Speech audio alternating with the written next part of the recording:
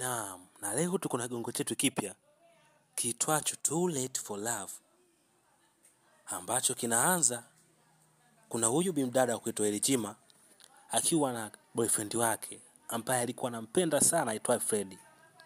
Lakini huyu jamaa alikuwa ni cheater, yani macho pelupelo. Wakati anaongea naye anamwambia vipi leo tunaweza tukaangalia mpira, jamaa alikuwa busy na chati. Huyo mdada akaona hapana, mbona najiongesha mwenyewe? Akasema ngoja niangalie ni kitu gani ambacho kinafanya huyu jamaa hayuko sawa na mimi. Akaamua kumpola simu.